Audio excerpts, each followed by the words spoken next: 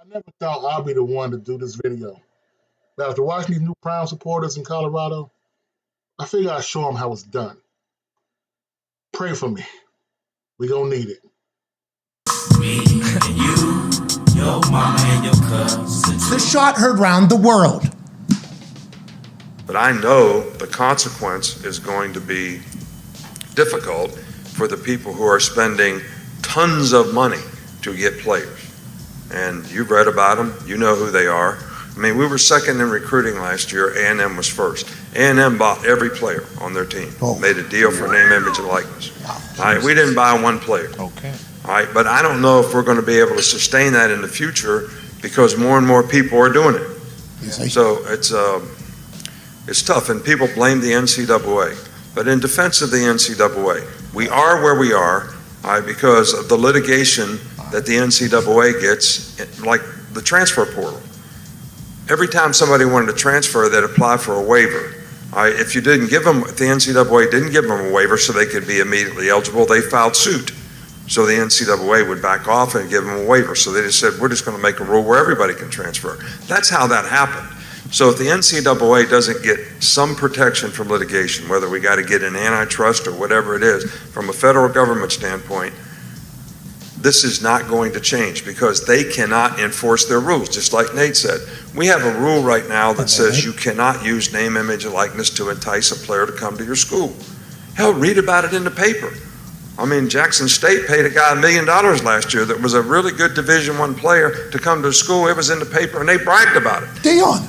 Nobody did anything about it. Affleck. I mean, these guys at Miami that are going to play basketball there for $400,000, it's in the newspaper. I didn't know he was going The guy tells you how he's doing it. So, but the NCAA can't enforce their rules because it's not against the law. Nick Saban is not one person to mince words. What you want to do is listen to everything he says, because like a politician, the man speaks double talk. And what did he say? Last thing he said, it's not yet a law. Think about this. What's going on? The second that Colorado announced they're going to go to the Big 12, the Big 12 and Ted Cruz decided to do a bill for the NIL, forcing kids to stay at least 3 years in the school before they can transfer. Why? Coach Prime, well, I know a lot of people discredit everything HBCU. But when he was at Jackson State, he was attacking the depth of these schools, attacking the third string, the second string of Alabama, Georgia, LSU. That is what looking at right now at LSU, looking at right now with Alabama, all these kids, all these depth players they had are no longer there. They're going to other schools. People saw the blueprint. So when I hear the stuff online about, the coaches are just hating because they racist. When you have 90% of your team being black, you cannot be racist. Look at Dabo Swinney. I'll let that one go as far as you want to take it. Look at A&M. Racist community? Definitely. Racist school? Probably. Coach cannot be seen as being racist. So to get this whole thing about the coach is racist, he hates because he's black, shut the hell up. That's not what's happening. What's happening is Coach Prime showed up. Wasn't a GA.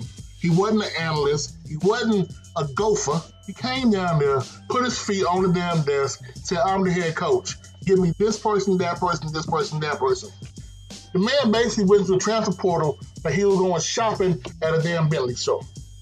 So that was the whole problem. That's the whole issue. And yeah, we know the whole thing, beat me now, because you can't beat me in the future. They got about 3 years. Everybody in Jackson State, though, Coach Prime would not recruit a damn quarterback. So we know that's going to happen.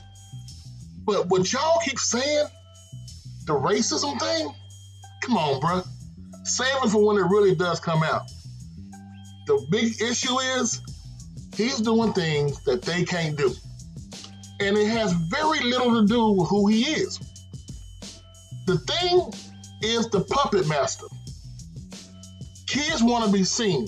Kids want to be glorified. Who is the puppet master at Colorado? The same one they had at Jackson State. Deion Sanders Jr. If you can't get your kids seen online, get them followers and clicks and views, They don't care about your damn wins. Think about what I just said. It's Coach Simmons. I'm out.